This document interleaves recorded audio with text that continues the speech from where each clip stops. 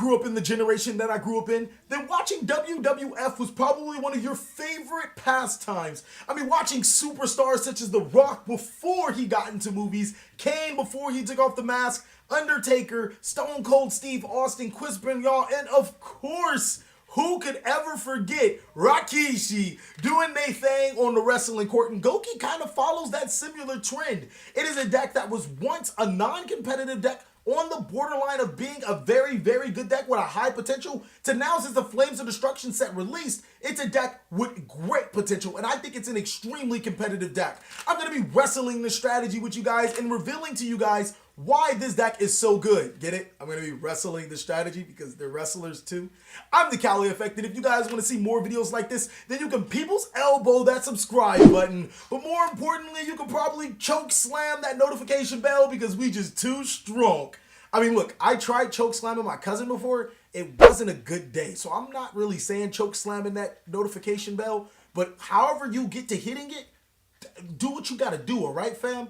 More importantly, I want to give a shout out to my Patreons. You guys are freaking awesome. This channel would not be without you guys. I'm just saying, I really appreciate the support. And if you guys want to go ahead and support this channel, we're working on getting a new camera, getting more equipment so you guys can have better quality videos. Then go ahead and check out that link in the description. So without further ado, I present to you a competitive Goki deck profile for this and possibly next format. Alright, ladies and gentlemen, let's look into the stats of this deck. Just a quick breakdown. The deck's attack is pretty decent, and its defense is where it suffers. Most of your Goki monsters have zero, actually all of your Goki monsters have zero defense, and then, you know, having link monsters don't really help, it being a link-based deck. The next thing we want to talk about is that this deck is heavily built on searching cards or recursion. Every Goki monster has a clause when they are sent from the field, or when they are sent from the field to the graveyard, my apologies. You can add a Goki card from your deck to your hand, so that's where the combo potential really starts to build up. Being able to constantly link monsters to your side of the field is huge for this deck, and it does it very well. I want to say at the very least, this deck can top a regional. At the very least, I can see it topping the YCS because it's just that powerful of a deck. Trust me, this deck is really good. Starting off with the monsters, we're going to run one copy of Gouki Bear Hug. This card is from the new Flames of Destruction set. Its effect isn't necessarily the greatest effect, and the only reason why we really run it is because it's another Goki name. I found myself going through quite a few Goki cards with your first turn combo. You're going to go through a lot of them, and you're going to need as many names as possible so you can continuously search cards. Next is one copy of Gouki Riscorpio, another monster that is over level 4, so you can't necessarily just summon it anytime you want. Gouki Riscorpio, unlike Bear Hug, has the clause where if you control all Goki monsters or no monsters, you can normal summon it without tributing, which is a nice effect, but unfortunately, I just can't summon it whenever I want to, so I restricted it to one inside of this deck. Again, it's just another name that I want to. Ironically, these are the best Goki rematch targets after you've done your combo because you know for a fact you don't have any other ones, so bringing these out and then using them for link summon to search again is great. 3 copies of Gouki Suprex. This is the main card of the deck. This is one of the best monsters in the deck, if not the best monster. What it does is when it's normal summoned, you can special summon one Goki monster from your hand. So basically, it does mitigate Riscorpio and Bear Hug's huge requirement, being able to tribute or having to tribute summon a monster, or just have a Goki monster on the field or no monsters. And when it's into the graveyard, again, like all other Goki card effects, you can add a Goki monster from your deck to your hand. This is the best card, again, because it allows you to tutor other Goki monsters. It fuels your combos. Next, this is a little bit controversial, but 2 copies of Gouki Twistcobra. I really wanted to run 3, but Twistcobra's effect, it's decent, tributing a Goki monster, giving another monster attack points, and it's a quick effect during either player's turn. But I cut it down in favor of another monster, which its effect is better for this deck. Basically, what the Goki strategy wants to do is to get 3 warrior monsters on the field at once. So getting those warrior monsters to my field is my main priority, which is the reason why I run 3 copies of Gouki Headbat. And Gouki Headbat, it does require to have a Goki monster on the field, and you have to discard a Goki monster from your hand. But sometimes you get those weird hands where you have a handful of Gokis and no Suprex, and you kind of need at least 2 Gokis to start doing something, or you get a Suprex and 3 other Goki monsters, and now you can start making some really insane boards just off the Gokis. Keep in mind, if it's discarded from your hand to the graveyard, you don't get its effect, but the way that this deck recurses monsters from the graveyard, you're going to get its effect somewhere down the line. And then last for the Gokis, 2 copies of, this is really what makes the deck extremely good. I haven't even really read its effect. 2 copies of Gouki Octostretch. Reading it right now, it says when your opponent's monster attacks during damage calculation, you can discard this card. The damage you take from that battle is half. When your opponent activates effect that inflict damage to you, even during the damage step, you can discard this card. The damage you take from that is half. If this card is sent from the field to the graveyard, add one Gouki card. Okay, so Octostretch, I guess, is decent against Trickstars if you really wanted to stop like a Trickstar burn. But really, its real importance is that it is a level 1 warrior monster. That is the most important thing with this card, is that it's a level 1 warrior monster, and it's so easy to special summon to our side of the field. I only decided to run 2. A build that I did have was running 3, but cutting it down to 2 was probably best. I just didn't want to see it. Overall, I think that this Goki lineup is probably one of the better lineups. If I were to add stuff, I would probably add another Octostretch and a Twistcobra just to have more Gouki monsters. Again, you do run through these fairly quick, but the game should be over by the time you get into that state. So that's it for the Gouki monsters at 12. For the rest of the cards, I know you guys saw MX Saber Invoker for my X-Seed, so of course we run the Predaplant engine, 3 copies of Predaplant Orphoscorpio and 1 copy of Predaplant Darlington Cobra. This card is instantly, easily a 1-card 3 warriors that you need. So that's why I think that this card is extremely strong in this deck. I wasn't playing it at a point in time, and then I realized that just summoning this card literally fulfills your condition to be able to make an extremely exciting board of Tri-Gate Wizard with 3 cards pointing to it. So that's it for that. It also adds a fusion card from your deck to your hand, and we don't play Brilliant Fusion. I didn't want to play Brilliant Fusion because I already played 1 Garnet inside of Darlington Cobra, and then the other 2 Scorpios when I draw them. But I did want to be able to take advantage of that, and I found a really good reason, or a really good way too. Next is 2 copies of Junk Forward.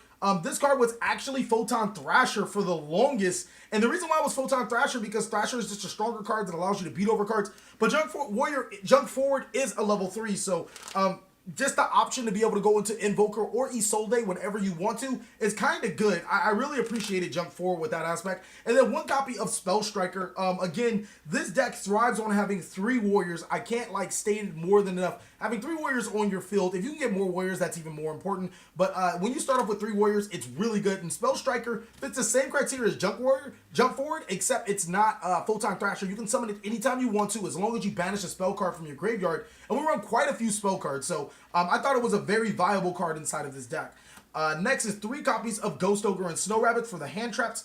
That's pretty standard. I don't think there's a hand trap out right now that's better than Ghost Ogre and Snow Rabbit, at least for this current format. I think that Ghost, Bell, and Haunted Mansion will start to be an extremely powerful card later on into the next format or something. But for right now, I'm just going to stick with the Ghost Ogre. So that's it for the main board, or for the monsters at 22. For the spells, we run the best spell card in the deck. 3 copies of Goki Rematch. This deck will probably not be good without this card. Basically, you target 2 Goki monsters in your graveyard with different levels, and you get to special summon them to your side of the field. You can only activate 1 Goki Rematch per turn. So for this specific deck, all you have to do is just target Goki monsters with different names, because none of your Goki monsters are the same level, but it's really good for allowing you to recurse your boards, and it's also searchable through any of your Goki monsters, and it's very viable. This card makes links crazy with this deck. Normally with the combo, you're going to have 2 Goki rematches, 1 for the turn that you use, and then 1 for the next turn for your follow-up play. Next is 2 copies of Instant Fusion. This is the card you actually search with your Orphoscorpio Predaplant Darlington Cobra combo. And I find it a lot better than Instant Fusion, or than Brilliant Fusion, because it's not a brick. Brilliant Fusion, you have to play 3 Brilliant Fusions, Garnet, and a light target. My light target will probably have to be Ghost Ogre, and I don't want to use Ghost Ogre for that intended purposes, which means you're probably going to have to play Trick Clown and all that other stuff. So imagine having to cram those cards into your main board and then having to see them. Now granted, Gemini Seraphite Knight does get you a second summon, but we have that inside of Nightmare Goblin, so I just felt that there was zero need to run the Brilliant Fusion engine when Instant Fusion does so much of a better job. It is an extender card too, and I'll be able to show you guys why. For the equipped spells, these are all the Solde targets. So United We Stand is if you draw this card, it's a game ender. This card can put 6 monsters on the board easily. 6 times 8 is 48. And United We Stand can end that game for you really quick if you so need be. 1 copy of Moon Mirror Shield, so you'll always win a battle. And 1 copy of Divine Sword Phoenix Blade. Now you guys are wondering, why am I running 3 equipped spell cards if I only run 2 level 2 or 2 level 1 monsters that are targets? Well, actually there are 2 targets in this deck. Headbat is a really good target. Where's that other card? Octostretch is obviously the main target. And then sometimes if you want to, you can go Twistcobra. Either of those are targets for the deck. More often than not, I want to be able to use Isolde twice. And normally it's 2 Octostretch or Octostretch and a Headbat. So 3 equipped spell cards are more than enough to fulfill that need. Now I do have another build that I want to show you guys. And I'll show you guys a little later into the video. It's saucy. I really like this build, but I decided over this one because this one's a little more consistent. The other one's a little more powerful. 1 copy of Emergency Teleport. Again, getting another monster to your side of the field is good. Ghost Ogre and Snow Rabbit is a 3. Like, so, Emergency Teleport plus Spell Striker literally equals your X-Saber Invoker. Just by itself. I thought that was good. Jump Forward plus Emergency Teleport equals your Invoker. And keep in mind, you have not normal summoned yet. So, you'll have your 3 warriors through that. 1 copy of Soul Charge. This card's really nutty for this deck. If you open Soul Charge, you're going to win. You're going to make a board that's just unsurmountable. 1 copy of Reinforcement of the Army, and then 1 copy of Monster Reborn. Monster Reborn is another extender and Reinforcement of the Army. More than half of your decks is Warriors. So, like, I thought it was pretty necessary. I don't run Lone Fire Blossom for a specific reason. If you guys really wanted to run Lone Fire Blossom, I guess you can cut out, like, the Spell Strikers and the Junk Forwards for Lone Fire Blossoms. But, like, after you draw Lone Fire Blossom, or if you draw the Orpheus Scorpio before the Lone Fire Blossoms, your Lone Fire Blossoms are dead. Like, and I don't want to have all those bricks in my deck. Now, you could, like, run Glow Bulb and, like, Naturia Beast and all that, but that's when the deck starts to get more gimmicky as opposed to competitive. And competitive decks are really consistent. They don't really have any issues. They don't draw bricks, and they can always utilize their cards in more than one way, and that's what this deck is built on. Almost every single card in this deck is utilized in more than one way, except for the Predaplant engine, but then that's, like, you know, that's just a blowout card. So that's it for the spells at 12. For traps, the traps are really simple. 3 Torrential Tribute, that's a blowout card. You gain all your Gouki monsters' effects when you Torrential Tribute. It's just really nasty against the opponent. I'm going to start with a Soul Game. And then 3 copies of Infinite Impermanence. This card's also another blowout. It's your 4th, 5th, and 6th hand trap, as well as a really good card to negate monster effects. And that's about it at 40 cards for the main board. Really hope you guys enjoyed it. Now, the super secret tech that I had, I think I took out this. Oh man, I took out quite a few cards because it's a really huge engine. This, and then we take out the Darlington Cobra engine. I didn't want to take it out, but I think I had to. This should be 9 cards. 1, 2, 3, 4, 5, 6, 7, 8, 9. Yeah, that's 9 cards. So you take out all 9 of these cards. Again, you won't need these equipped spell cards. And the Predaplant engine is important. But, like, this combo is, like, really ridiculous. It's nutty as hell. So what you could run is a consistent way to gain Isolde's effect all the time is the Bamboo Engine, which is 3 Broken Bamboo Swords, 3 Golden Bamboo Swords, and 3 Cursed Bamboo Swords. This combo is nutty. So the only thing you need to do is open 1 Bamboo Sword, and the rest does the work for you as long as you have your Gouki combo. What Isolde does, it will send the Cursed Bamboo Sword to your graveyard, and then it'll add either one. Like if you open another Cursed Bamboo Sword, you can add the Golden Bamboo Sword to draw 2 cards, and then every time from there, when you get a Golden Bamboo Sword, you can draw more cards. And these cards are never dead because they're Isolde targets as well as search cards and discard fodder for your Knightmare cards. So I thought that this was an extremely good combo. I actually have some games with this version of the deck, and I'm telling you, it is explosive as all hell. I really like this one. It's a little more powerful, but you do sacrifice your consistency. As you guys can see, I took out all consistency cards for this combo. So edit it how you will.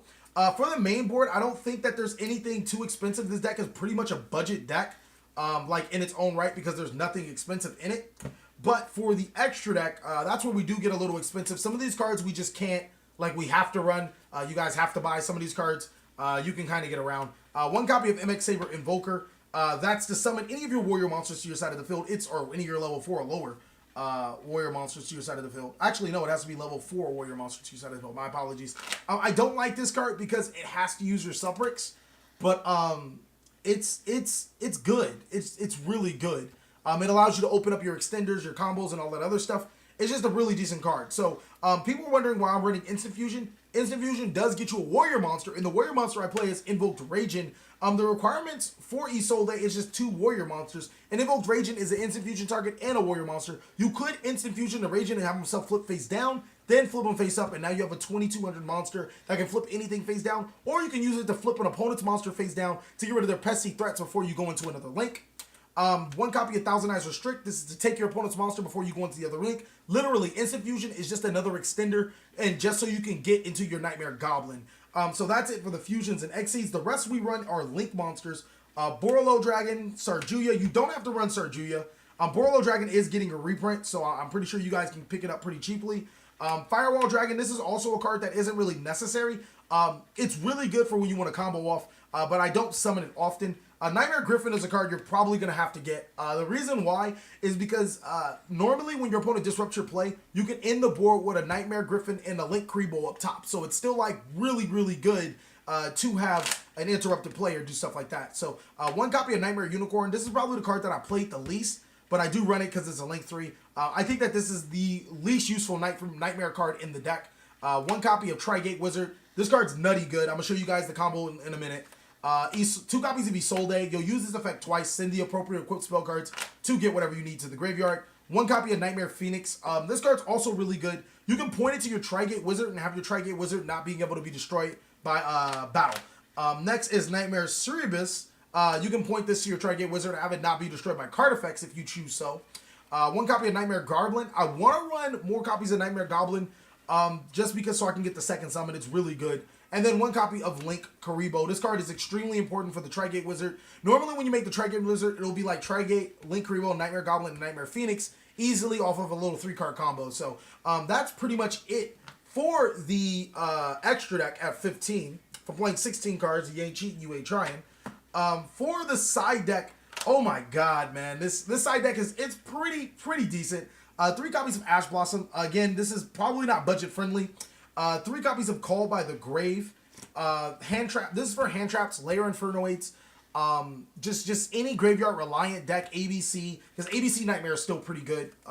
3 copies of Twin Twisters for back row, True Draco, stuff like that. Raigeki for extra board clearance. I play the red reboot for Altergeist. I hate Altergeist. You guys saw me do the deck profile yesterday. It's a really good deck, but I hate playing against it because they have like 20 million traps. And then 3 copies of Evenly Matched because these other tubers lame. I ain't never evenly matched. So for the people that like want to know like some budget options, instead of the Evenly Matched, you can play Kaijus. Instead of the Ash Blossoms, Joyous Spring. That is a little harder. I guess Effect Veilers will do. You can use it for Electromite. You can use it to stop other certain monster effects. But now that I'm done with the entire main board, sideboard, and extra deck, and I'm telling you, this deck is saucy. I'm gonna show you guys a quick combo, and you guys are gonna like. It's gonna knock your socks off. This combo is really cool. Alright, ladies and gentlemen, so this little 3-card combo is freaking insane. You're going to wind up with a Tri-Gate Wizard, a Link Kribo, and depending on where you want to put your Tri-Gate Wizard, it's going to be obviously attached to a Nightmare Goblin, but it's going to be either not be destroyed by battle or card effects. So the combo requires 1 Predaplant or Riscorpio, a Gouki monster in your hand, it doesn't matter which Gouki monster, and a monster to discard. I'm just going to use Gouki Bear Hug as the replacement. I want to say that the monster that you pitch with Riscorpio has to be a Gouki. So what we're going to do is pitch the Bear Hug with the Riscorpio's effect to special summon Darlington Cobra to our side of the field, and Cobra's effect is going to activate to add us instant fusion from our decks to our hands. Next, we're going to use both Riscorpio and Predaplant Darlington Cobra for a link summon of X-Saber Invoker. And then we're going to use X-Saber Invoker's effect, detaching 1 material from it, to special summon Gouki Suprex to our side of the field. Now, here's where the deck gets a little awesome. You're going to use both the Invoker and the Suprex as link material for the Isolde. Where's the Isolde? And then Suprex effect is going to activate to add a Gouki monster from your deck to your hand. So I'm going to go ahead and add any Gouki monster. I'm going to add, or any Gouki card, my apologies. I'm going to go ahead and add Gouki Rematch from my graveyard to my hand. And my apologies, you actually want to use Isolde's effect to add a warrior monster from your deck to your hand as well. So I'm going to go ahead and add Junk Forward. Make sure it's not a Gouki monster that you add, guys. Now I'm going to follow up my Isolde's effect to send an equipped spell card from my deck to my graveyard. This time I'm going to send the Divine Sword to the graveyard to special summon Octostretch to my side of the field. And then here's where this follow-up card needs to happen. I'm going to use Instant Fusion, pay 1,000 life points, and that's going to summon the Invoked Raging to my side of the field, or you can summon the Thousand Eyes Restrict and snatch an opponent's monster if you want to, before you continue off with the combo. Use both the Raging and the Octostretch to make Knightmare Goblin. and activate Octostretch's effect and Knightmare Goblin's effect. This is where the card that he sold you added from a sold really comes in. You're going to pitch that card with Knightmare Goblin's effect, and then the Octostretch is going to add Gouki Suprex from your deck to your hand. Now, there is a little bit of confusion with Knightmare Goblin. People say that, the things I've been hearing is Knightmare Goblin needs to be co-linked in order to gain its normal summon. No, it does not need to be co-linked in order to gain its normal summon, ladies and gentlemen. You can still gain its effect even if it's not co-linked. It's just worded really, really bad, in my opinion. So you're going to gain your next normal summon of Gouki Suprex to your side of the field, and I am going to place it right here. And then you're going to use Suprex's effect to special summon Headbat to your side of the field as well. Now, this combo isn't necessarily done. We're almost in the thick of it. Just want to show you guys, or take a pause right here, and this is what you get out of 2 cards. From right here, you can stop and then do whatever you want. Depending on the situation, make a board of your liking, which is another reason why I wanted to run more than one copy of Knightmare Goblin. So from there, I'm going to use the Isolde and the Gouki Suprex, and that's going to make Tri-Gate Wizard. Where's that Tri-Gate? That's going to make Tri-Gate Wizard right beside my Knightmare Goblin now. And now I have Tri-Gate Wizard, Knightmare Goblin, and Gouki Headbat to my side of the field, but I'm missing another Link monster. So what we're going to do is activate Gouki Rematch, and it's very important that you summon Bear Hug, the card that we discarded, and also the Octostretch to your side of the field. Use the Octostretch to make Link Karibo, dun, da, da, da, which is why Link Karibo is so important to this deck. And then use the Bear Hug and the Headbat to Link summon into your last Link 2 monster, which this time around is going to be Knightmare Service, because now it can't be destroyed by card effects. Gouki Bear Hug and Headbat's effect are now going to activate, which is going to net you a Gouki Rematch again and a Gouki Suprex. So that little 3-card combo netted me a Tri-Gate Wizard, a Knightmare Goblin, Knightmare Cerebus, and a Link Karibo, as well as 2 cards to follow up with on my next following turn. Thank you guys so much for watching another segment of TheCaliEffect. I really hope you guys enjoyed this video. Goukis are an extremely powerful deck, and as you guys can see, there's still so much more you can do with it. Even without Summon Sorceress, even without Neo Fiber, this deck is still pretty damn good. I really hope you guys enjoyed this video. Please like, comment, subscribe, but most of all, enjoy. Have a great day, guys, like I am.